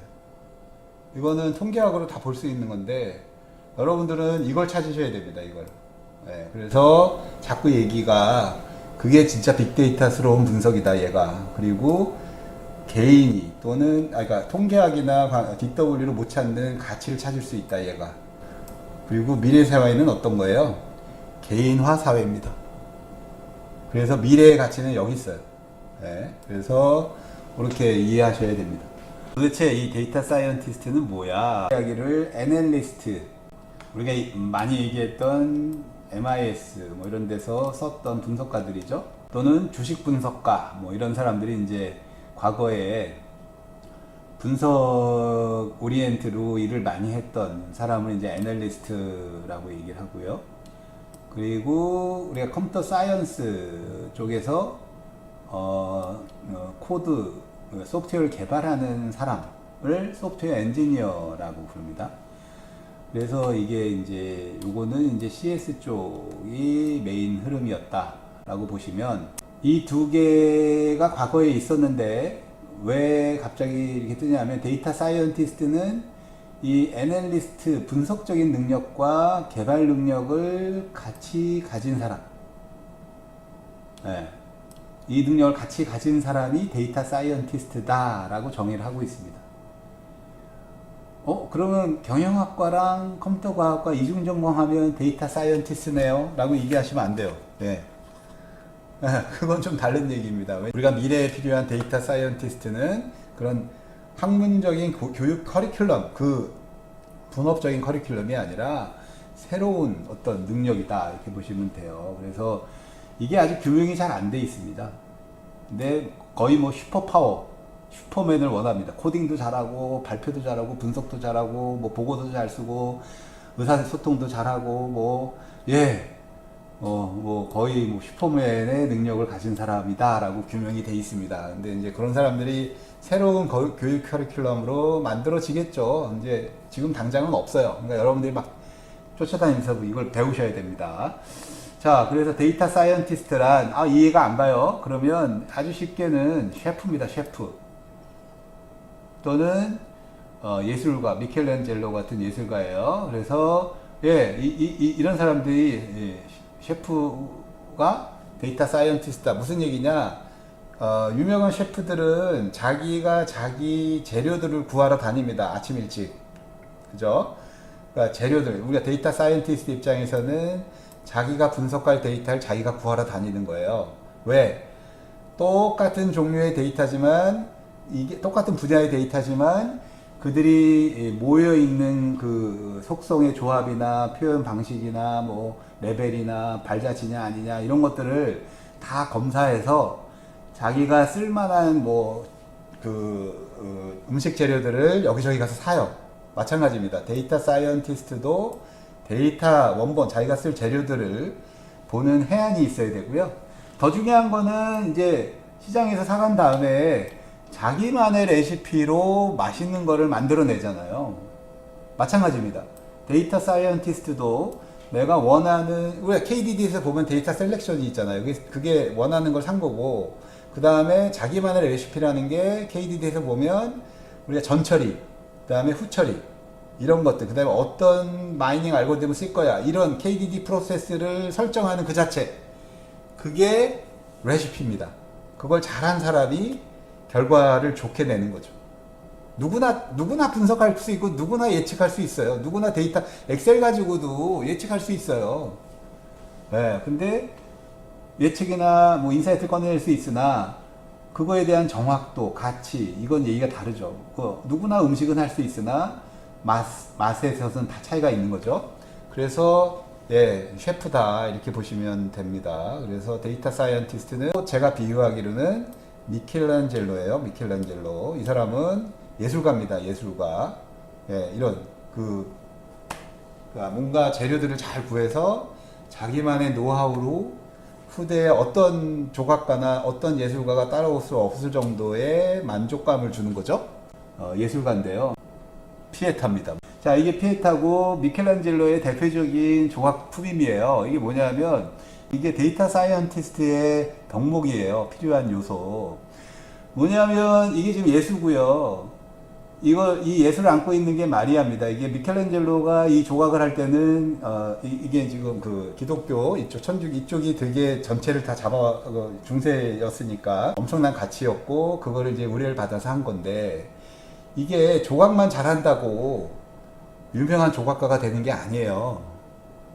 이 피에타가 이런 옷깃이나 이런 게 잘 묘사가 됐다고 그래서 유명한 게 아닙니다. 이게 왜 유명한지 아세요? 이 안에 조각가의 스토리가 있어요. 스토리텔링이 있습니다. 뭐냐면 지금 이렇게 정면으로 바라보는 거는 누구의 눈인가요? 정면으로 바라보는 건 누구의 눈이에요? 인간의 눈입니다. 사람이 정면으로 바라보는 거죠. 사람이 볼 때는 예수가 성모 마리아의 아들이에요. 그래서 비율이, 물론 성인이니까 이런 비율로 그렸습니다. 근데 위에서 이렇게 바라보잖아요. 그럼 누구의 눈이에요? 신의 눈이에요. 신의 눈. 그때 비율은 예수가 더 크게 보이게 만들었어요. 그래서 인간의 눈으로 보는 조각상과 신의 눈으로 보는 조각상을 다르게 기획을 해서 만들었기 때문에 이 안에는 미켈란젤로의 스토리텔링이 있는 거예요. 이 스토리를 좋아하는 겁니다. 사실은 이 스토리를 다른 이런 거, 이거 정교하게 만드는 거, 뭐, 미켈란젤로 말고는 못했을까요? 아니에요. 다 해요. 근데, 진짜 좋은 조각가는 자기가 생각하는 어떤 스토리를 조각품에 담는다. 이런 거다. 이렇게 보셔야 돼요. 예. 그래서, 이 피에타가 유명한 겁니다. 사실은. 그래서, 제가 오늘 얘기하고 싶은 거는 요 스토리텔링이에요. 왜? 좋은 데이터 사이언티스트는 자기의 분석 결과에 대해서 스토리를 달아줘야 됩니다. 그리고 그거를 사용하는 사람이든 누구든 그게 납득이 돼야죠. 그 스토리가. 분석 결과에 대한 스토리가 납득이 돼야죠. 그래서 자기만의 스토리를 만들 줄 알아야 된다. 그게 지금 제가 오늘 얘기하고 싶은 거고, 여러분들 데이터 분석에도 요거를 고민하셔야 돼요. 여기 스토리텔링이란, 데이터 주면 데이터 분석하는 KDD 프로세스는 수없이 나옵니다. 수없이 나와요. 무한의 수가 나와요. 똑같은 데이터에 대해서. 어떤 관점으로 어떤 툴을 써서 어떤 전처리를 가지고 할 거냐에 따라서 이게 엄청 달라져요. 똑같아요. 돌 주고, 큰 대리석 주고, 피에타 같은 거 만들어 주세요. 그러면 여러 가지 각도의 여러 가지 모양으로 나올 수밖에 없습니다. 근데 내가 모든 사람이 어그리되고 진짜 정확한 그 나만의 스토리를 여기다 넣었을 때 유명한 조각가, 화가가 되고 셰프가 되는 거죠. 나만의 레시피를 넣었을 때. 그래서 이 스토리텔링이 되게 중요한 얘기고, 이 스토리텔링은 분석가, 데이터 사이언티스트가 자기의 KDD 프로세스를 어떻게 정립하느냐에 달려있다. 여러분들이 학기 말에 발표할 때는 나 이 데이터셋 어디서 받아가지고 이 목적으로 분석했더니 뭐 프리시전 리콜 얼마 나왔고 뭐 땡. 이거는 그냥 초등학생이 그냥 미술 시간에 조각한 거 끝이에요. 누구나 할 수 있는 거고요. 이미 다 자동화돼 있어요. 거기까지. 그럼 자기가 보고 싶은 관점, 자기가 보고 싶은 어떤 처리 방법, 이런 거를 거기다 담아서 결과를 꺼내놨더니 이런 새로운 걸 찾았어. 이게 스토리예요. 이걸 하셔야 된다는 얘기입니다. 이해되셨나요? 제일 중요한 겁니다, 지금. 사실은. 자, 그래서 스토리텔링을 자기한테 넣어라. 뭐 이런 얘기입니다. 질문 혹시 있나요? 이거 지워지는 게 없지? 네, 지워졌네요. 질문 혹시 없어요? 자, 그러면 데이터 사이언티스트는 통찰력이 필요하다 그래요. 통찰력. 그 여러분들 지금 신문이나 인터넷 뒤지면요, 데이터 사이언티스트에 필요한 덕목 제일 처음이 인사이트입니다. 인사이트, 데이터에 담겨져 있는 인사이트를 찾아내야 돼. 통찰력. 이게 덕목이에요. 물론 이거 자꾸 나오지? 물론 그게 중요한데 그것만 중요한 게 아니고요. 제가 볼 때는 더 중요한 게 있어요. 관찰력. 관찰력. 왜? 이 관찰력이라는 거를 사람들은 얘기를 안 해요. 그냥 통찰력만 있으면 데이터 사이언티스트가 돼 이러는데, 관찰력이 있어야 통찰력이 생깁니다. 여기서 얘기하는 관찰력은요, 아웃사이트, 인사이트 말고 아웃사이트인데, 우리가 나한테 주어진 데이터 도메인을 얼마나 잘 세밀하게 관찰하느냐, 그죠? 얼마나 잘 세밀하게 관찰하느냐, 아이고야, 이게 또 넘어갔어요. 예. 이거 좀 바꿔야 되겠다. 예. 그래서 관찰력이 제일 중요하고, 이건 어디서 나와요? EDA에서 나옵니다. EDA. 그래서 데이터 어널리시스. 데이터 탐험.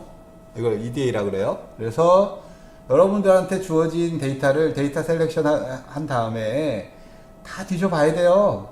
이 산의 높이가 어떻게 되고 기울기가 어떻게 되고 골짜기는 몇 개고 나무는 몇 대인데 뭐 나무색은 어떻게 돼 있고 뭐 이런 거 다 봐야 돼요. 예, 그거 안 보고 그냥 데이터를 그냥 그냥 마이닝 알고리즘 뭐 빈발 패턴 마이닝 뭐 이런 데 집어넣으면 그거는 별로 여러분들이 스토리를 못 만드는 겁니다. 왜? 이 관찰을 통해서 내가 어떤 스토리를 만들어야겠다가 나오게 되고 그 스토리를 가지고 돌아가는 게 통찰력이에요. 결국은 관찰력을 100% 반영을 하면 거기서 남이 못 보는 통찰력, 그 도메인에 대한 어떤 엣지가 생겨요. 요걸 해야겠다. 요게 되게 중요한 접근입니다. 여러분들 지금 데이터 분석할 때도 데이터 EDA를 잘 하셔서 데이터만의 특징을 찾아내서 그거를 KDD 프로세스에 집어 넣으셔야 됩니다. 되게 중요한 얘기입니다. 데이터 EDA 잘 하시라는 얘기예요. 그리고 발표 때도 내가 관찰해 봤더니 모든 관찰된 이쪽에 뭐 내역들 다 발표할 필요 없어요. 내가 어떤 통찰력, 인사이트를 찾을 수 있었던 관찰 내역, 그거는 발표하셔야 돼요. 요 부분이 되게 특이했는데 그 안엔 요런 게 있었어요. 기승전결입니다. 그걸 발표에 넣으면 저 친구는 데이터 분석을 좀 할 줄 아는구나, 또는 깊이 있게 했네, 이런 게 나오는 거예요. 그래서 자기만의 어떤 아웃풋을 내달라, 그게 이제 저거고요. 자, 그러면 이제 데이터 분석 유형을 하나하나씩 봅시다. 자, 이건 뭐 가설 증명형. 여러분들이 이제 KDD 프로세스를 어떻게 가져갈 거냐는 큰 메뉴 중에 하나예요. 그래서 얘는 뭐냐, 이미 알려진 가설 또는 이미 알려진 지식이 정말 이 데이터셋에 있는 리얼 월드의 어떤 빅데이터에도 증명이 되느냐, 검증이 되느냐, 그거를 분석하는 겁니다. 그래서 분석가의 어떤 가설, 이게 이미 알려진 거지만 또는 알려지지 않았어도 분석에 들어가서 내가 가설을 세우고 그 가설이 맞았는지를 증명하는 분석이다, 이렇게 보시면 돼요. 그래서 증거 기반으로 자기가 세운 어떤 가설의 영향도 또는 가설의 정확도를 검증하는 분석 유형이다. 그러면 얘는 리얼 월드에서 빅데이터를 꺼내 오고요. 그러면 이 빅데이터, 내가 지금 분석하고자 하는 데이터가 이 가설을 증명하는데, 실증하는데, 검증하는데 적절한지, 이 적절성 평가가 필요합니다. 이건 뭐 아주 간단한 게 샘플링을 제대로 했느냐, 통계에서 이것도 되겠죠. 바이어스된 샘플이다 그러면 내가 아무리 검증해도 안 되죠. 그죠? 우리가 지금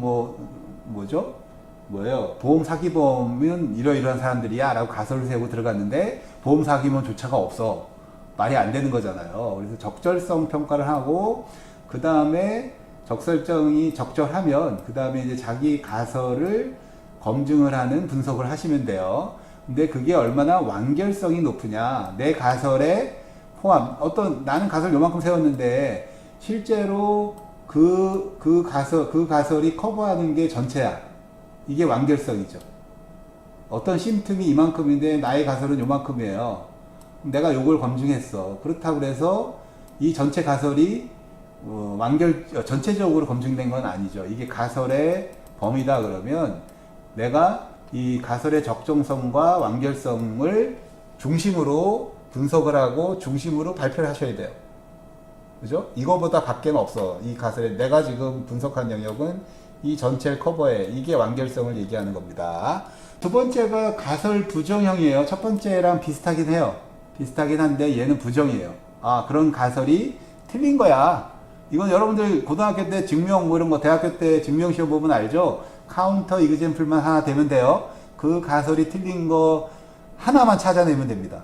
하나만. 자, 그래서 이건 좀 쉬워요. 얘도 마찬가지로 증거 기반으로 가설을 부정해야 돼요. 그래서 리얼월드, 내가 어떤 가설을 부정할 그 리얼월드가 있으면 개의 빅데이터를 수집을 합니다. 추출해요. 근데 여기서도 마찬가지로 적절성 평가는 똑같아요. 내가 이거를 부정할 때 이 데이터를 가지고 분석을 해서 부정하면 되느냐 안 되느냐를 평가한 거를 발표에 넣어야 돼요.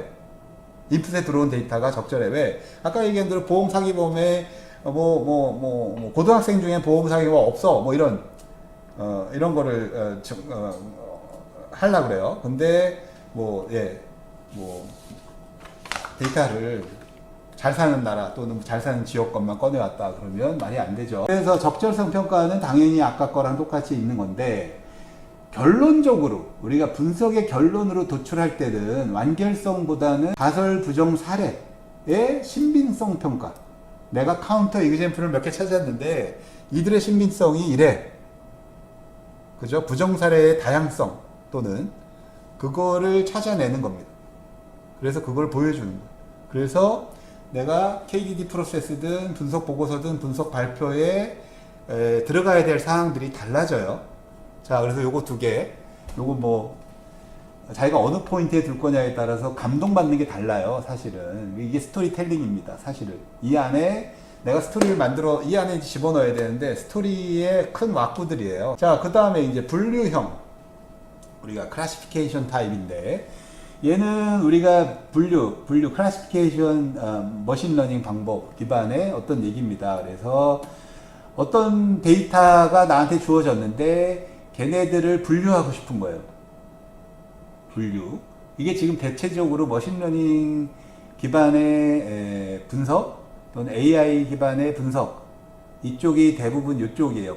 분류 모델 기반, 분류형이에요. 그래서 여기서 중요한 거는 우리가 프리딕티브 마이닝, 그러니까 예측적 데이터 마이닝에서는 지도 학습을 한다고 그랬고, 지도 학습에서는 학습용 데이터 얘를 꼭 쓴다고 그랬죠. 왜? 여기에 분류 지식이 여기 들어가 있습니다.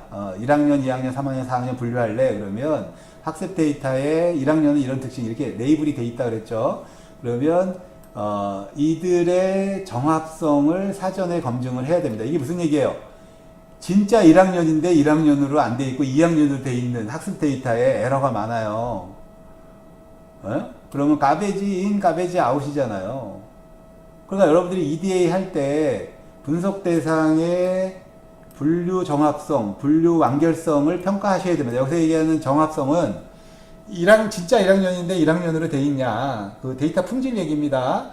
근데 완결성은 1, 2, 3, 4학년을 분류해 달랬는데 3학년은 없어. 레이블이 없어, 학습 데이터에. 그러면 1, 2, 4학년만 있어요. 그러면 아무리 좋은 알고리즘을 사용해도 3학년으로 분류되는 사람은 없습니다. 테스트 데이터셋이든 밸리데이션이든. 그래서 분류 클래스가 적절하게 학습 데이터에 들어가 있냐, 그게 완결성이에요.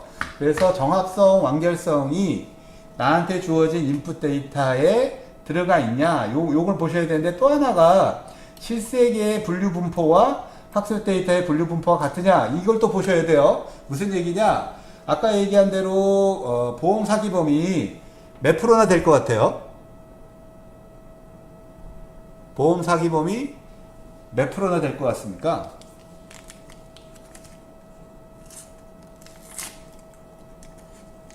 나한테 학습해달라고 왔는데 보험 사기범이 반이고 정상이 반이에요.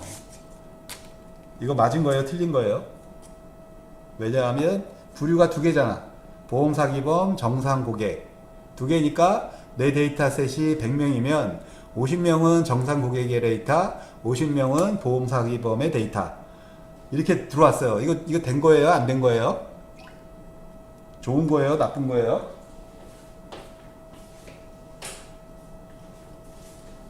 나쁜 거죠. 안 돼요. 왜? 이거는 잘못된 거예요. 그러니까 실세계 분포는 아마 사기범이 1%도 안 될걸요? 예, 1%도 안 됩니다.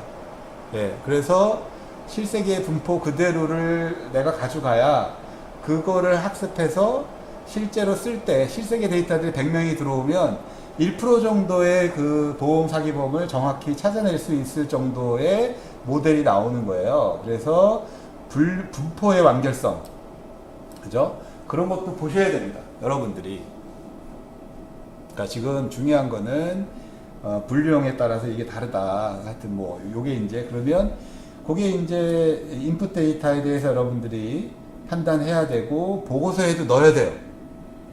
그게 문제가 된다면 그러면 이게 그 이후에 가베이지 인 가베이지 아웃이니까 아니면 처음부터 다르게 해달라고 그러든가. 자, 그 다음에 이제 KDD 넘어가서 지식을 찾아냅니다. 그때는 분류의 정확도가 중요한 거겠죠. 얼마나 내가 정확히 분류하느냐. 지금 요새 뭐 CNN, RNN이 뜬 이유가 뭘까요? 이것 때문이에요. 옛날에는 뉴럴 네트워크 레이어 하나짜리로 암만 해도 에러가 너무 많았어요. 90년대에 자동차 번호판 이해하고 그 해석해서 그 인지해가지고 열어주고 닫아주고의 비즈니스 모델이 있었습니다. 그때 몇 개 업체가 있었어요. 문자 인식 기반으로. 근데 다 망했어요. 90년대. 그땐 망하고 지금은 모두가 지금 그 인력이 다 없어지고 자동 인식하잖아요. 그 기술의 차이가 뭘까요? CNN, RNN 때문이요?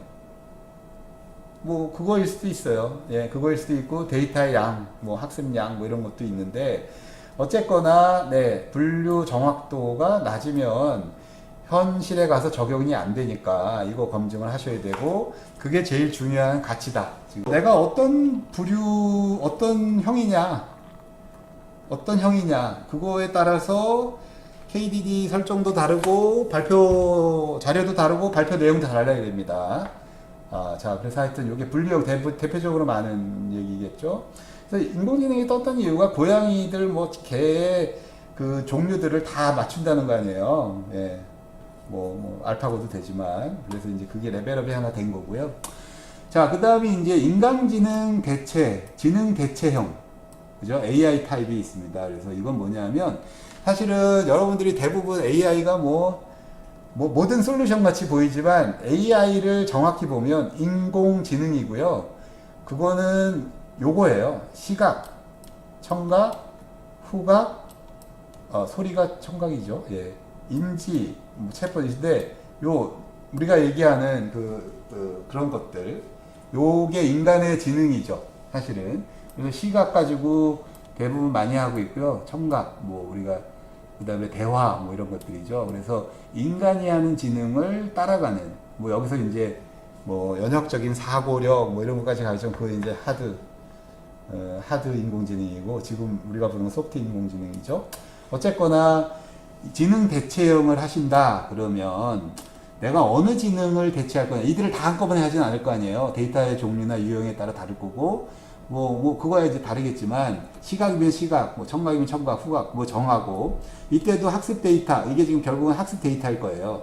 그죠? 레이블이 돼 있는 학습 데이터의 정확성, 적절성을 분석을 하시고 완결성 분석하셔야 됩니다. 잘못 레이블이 돼 있으면 틀리게 되겠죠. 똑같은 얘기예요.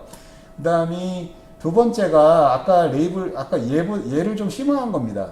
클래시피케이션을 좀 심화한 건데 클래시피케이션 좀 라이트한 거예요. 분류 정확도만 보시면 되는데 얘는 학습 결과 불의 활용 범용성을 좀 보셔야 돼요. AI라. 그다음에 뭐 사회적인 가치 이런 것도 얘기하셔도 됩니다. 좀 더 큰 거죠. 근데 학습 결과의 정확성 되게 중요하고 두 번째가 이전 유사 분석과의 성능 비교. 왜냐하면 인공지능이라는 거는 대체적인 모든 사람이 막 뛰어가는 거라 분명히 이전에 누군가 똑같은 걸 했어요. 네, 그러니까 이제 그런 것들 비교를 해주면 좋겠다. 프리딕션 타입, 미래 예측용. 네, 미래를 예측하는 거. 이게 약간씩 의미가 달라요. 분류, 미래 예측 아닙니다. 지금 주어진 거를 분류하는 거고, 인공지능 미래 예측 아니에요. 사람과 비슷한 능력을 내느냐, 안 내느냐. 거기에 초점이 있는 거고, 미래 예측형은 진짜 말 그대로 미래를 예측하는 겁니다. 이 주식이 6개월에 얼마 될 거야. 이런 거예요. 미래 예측한 이 영화의 관객이 몇 명 들어올 거야. 그 관객 수 예측이죠. 그런 게 진짜로 예측이에요. 그래서 과거 또는 현재 데이터로 가까운 미래 또는 미래를 예측하는. 그래서 프리딕션 타입이에요. 자, 그럼 여기는 예측이 진짜 가능한 거냐. 그 다음에 예측된 결과를 그거의 활용성. 내가 예측을 했으면 그걸 어딘가 액션을 해야죠. 그거에 대한 활용성에 대한 사전 진단을 우리가 하셔야 됩니다. 그래서 이것도 미래 예측도 이전에 그런 똑같은 예측을 한 게 있는지 조사하시고 그거를 넣어주면 좋고, 그 다음에 분석 대상 데이터의 정확성, 뭐 정확하냐, 이게 지금 이걸 가지고 예측해도 정확하냐, 뭐 이런 거 데이터 품질 이슈고요.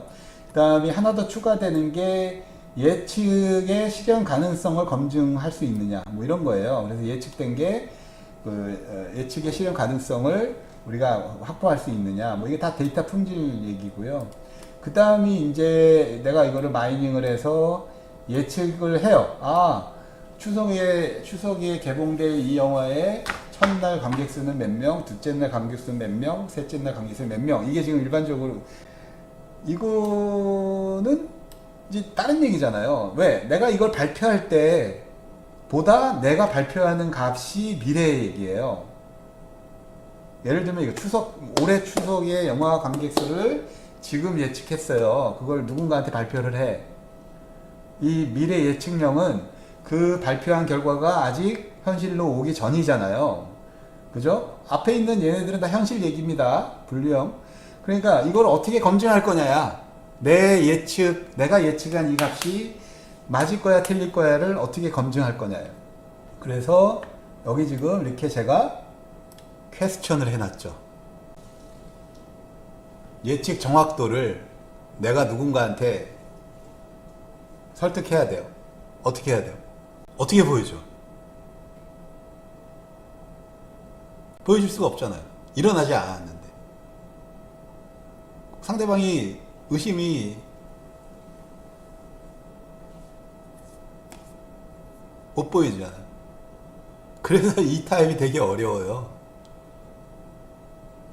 무릎팍도사처럼 그냥 누구나 예측할 수 있지만 누구나 맞출 수 있는 게 아니거든요. 그래서 처음에 여러분들 테스트셋 김권영 씨 그게 우리가 할 수 있는 최대예요. 최대. 근데 미래 코로나 시점 전에 뭔가 분석을 했어요. 그거 테스트셋으로 검증했겠죠. 근데 지금 와서 코로나 시대에 와서 맞았을까요? 틀렸겠죠. 아무도 미래에 뭐가 일어날지 모르니까 신이 아니면. 그래서 이 유형은 되게 위험합니다. 그리고 이 유형을 원하는 쪽은 결국은 여러분들의 과거에 얼마나 맞췄냐를 볼 거예요. 그죠? 맞춘 경험, 미래를 맞춘 경험이 높은 사람일수록 신뢰도가 높아집니다. 그래서 이건 아무나 하긴 어렵고요. 여러분들이 이게 잘 가셔야 됩니다. 근데 이 부분은 제가 뒤에 이게 빅데이터가 시제가 있어요. 시제, 텐스. 영어의 시제처럼 그 부분 다시 설명할 거니까 그때 가서 다시 들으시고요. 어쨌거나 얘는 오픈 문제입니다. 오픈 프로블럼. 예측 정확도 검증을 내가 어떻게 할 거냐. 야, 파이썬에서 프리시전 리콜 이렇게 나온대. 정확하대. 네, 그거 듣고 넘어갈 사람들이면 그건 뭐 사기꾼한테 엄청 당해야 될 사람들이고요. 여러분들도 그건 믿지 마세요. 하여튼 그건 조작이 가능한 얘기입니다. 자, 그래서 하여튼 요거는 오픈 문제를 남겨둘 거고, 그 다음에 이제 실세계 묘사형이 있어요. 실세계 묘사형 뭐냐? 데스크립티브 마이닝 얘기입니다. 이전까지는 프리딕티브 마이닝 얘기였고요. 이제부터는 실세계 묘사형은 데스크립티브 마이닝 얘기예요. 그래서 지도학습이 아닌 비지도학습으로 야, 내가 이런 데이터 줄게. 이거 좀 묘사해봐. 이런 거예요. 그래서 실세계 데이터가 주어졌을 때 그 실세계 데이터에서 주요하거나 특이한 상황들 또는 특이한 패턴들을 묘사하는 겁니다. 그래서 상황이나 객체 등을 묘사하는 거예요. 그들의 어떤 특징을. 근데 이 묘사 대상을 내가 어떻게 선정할 거냐에 대한 기획이 되게 중요합니다. 실세계에는 다양한 것들이 일어나고 있어요. 여러분들한테 주어진 실세계 데이터는 보는 각도에 따라서 다양한 객체와 다양한 상황과 이런 것들이 있고, 그거의 중요도는 여러분들한테 분석을 맡긴 사람이 판단하는 거예요. 그럼 여러분들도 그걸 판단하셔야 돼요. 그죠? 그래서 어떤 거를 묘사할 거냐. 근데 그거를 미리 정하고 가시면 안 돼요. 미리 정하시면 안 돼. 그죠? 근데 어떤 측면을 묘사할 거냐 정할 수도 있겠죠. 그래서 그런 것들. 그래서 얘도 마찬가지로 동일한 데이터를 누군가 묘사한 적이 있느냐 그걸 한번 보시고요. 그 다음에 데이터의 정확성, 품질은 보셔야 돼요. 무조건. 여러분들 데이터 분석가인데 여러분들한테 주어진 데이터가 다 양질의 데이터일 거라고 믿으시면 안 됩니다. 일단 데이터 품질을 보셔야 되고 내가 분석 가능한 정도의 품질인지를 판단하셔야 되고 여기서 얘기하는 품질은 널 밸류부터 시작해서 에러 그 다음에 정확성, 완결성 이거 다 보셔야 돼요. 가능한. 제일 좋은 게 뭐예요? 제일 좋은 거. 이런 거 데이터 품질을 내가 바라볼 때 제일 좋은 거는 운영계에서 그냥 뜨거운 거 그냥 가져오는 거예요. 누군가 손 안 난 거. 근데 여기서 궁금한 거 그거보다 더 좋은 걸 가져올 수가 없어요. 여러분들이 최신 데이터로서 좋은 거. 근데 속성이 내가 원하는 속성이 다 있어야 되고 널이 많이 없어야죠. 그죠? 그런 거 정도는 보셔야 되고. 근데 여기서 정확성이 야 그러면 나한테 들어오는 게 100% 품질 보장을 받아야 돼. 누군가 인정해 줘야 돼. 그건 아니에요. 데이터는 항상 에러나 오류나 아웃라이어는 있습니다. 그 비율이 어느 정도냐고요. 그 비율을 우리가 알고리즘 측면으로 없앨 수도 있어요. EDA 하면서 없앨 수도 있지만 예, 그 능력을 또 가지셔야 돼요. 그게 EDA이고 뭐 빈발 패턴 마이너스 최소 지지도는 그런 용도로 쓰는 겁니다. 바이어스 돼 있거나 아주 작게 이렇게 밖에 있는 것들이죠. 그런 것들은 데이터 분석가가 버릴 수 있는 뽑아낼 수 있는 능력이 있으셔야 돼요. 그래서 정확성 평가라는 거는 평가를 하라는 거지. 예, 다 뭔가 조치를 하셔야죠. 전처리에서. 자, 그 다음이 이제 실제로 결과로는 이게 여기 이제 프리디क्티브 마이닝은 안 쓰겠죠. 데스크립 몰라요. 쓸 수도 있어요. 부분적으로. 자, 근데 하여튼 여기서 나온 결과는 실세계의 묘사 패턴을 검증하고 그게 진짜 실세계를 묘사한 거냐. 그 다음에 내가 묘사한 패턴이 얼마나 중요하냐. 커버리지 또는 임팩트. 그죠? 커버리지는 낮더라도 임팩트가 높아. 그럼 그런 묘사한 것들 많이 하면 되죠. 그게 연관계식 빈팩트 그런 것들이에요. 다. 그 다음에 그들의 활용 방안을 제안해 줘야 돼요. 기적에 살 때 우유 맥주 사. 주말에 갖다 놔. 이건 거죠. 액션을 어떻게 해라. 그 패턴별로 이게 얼마나 중요한데 이런 커버리지가 있고 누구한테 중요한데 어떻게 이걸 활용하면 될 거야. 이게 여러분들 보고서에 들어가야 됩니다. 이게 실세계 묘사형의 보고서 KDD를 여러분들 스토리텔링 만들 때 넣어야 될 요소예요. 유형을 다 봤어요. 그래서 지금 다시 돌아가서 보면 이게 몇 가지 대체적으로 여러분들 하고 있는 분석은 다 이 커버리지 안에 들어갑니다. 그래서 한번 생각해 보세요. 이게 지금 뭐냐면 그냥 데이터 분석해 그러면 그냥 블랙아웃 돼가지고 그냥 전처리 하랬지 노멀라이즈 좀 몇 개 하고 내가 마이닝 해야 되니까 툴 몇 개 써가지고 그냥 마이닝 해볼까 이게 아니에요. 되게 정교한 기획을 통해서 내가 어디로 가고 있어. 이거 가설형을 갈 거야, 가설 부정형 갈 거야, 분류형 갈 거야, 지능 대체형 갈 거야, 미래 예측형 갈 거야, 실세계 묘사형 갈 거야. 이거를 큰 틀에서 결정하셔야 되고 근데 한 번에 두세 개 같이 하셔도 돼요. 꼭 이게 디스조인트는 아닙니다. 내가 어떤 영역은 분류형을 하고 어떤 건 묘사형을 할 수도 있어요. 그게 자기만의 레시피예요. 분석가에 요 데이터 분석 의뢰는 요렇게 해야 되겠다. 여기서는 이런 가설이 되게 중요하게 사람들이 알고 있는데 내가 데이터를 봤더니 이게 아니야. 그럼 그 부분은 부정형을 넣는 거예요. 그래서 결국은 내 보고서를 보고 고객이 박수 쳐야죠. 박수. 예. 그거를 꺼내내는 게 데이터 사이언티스트가 할 일입니다.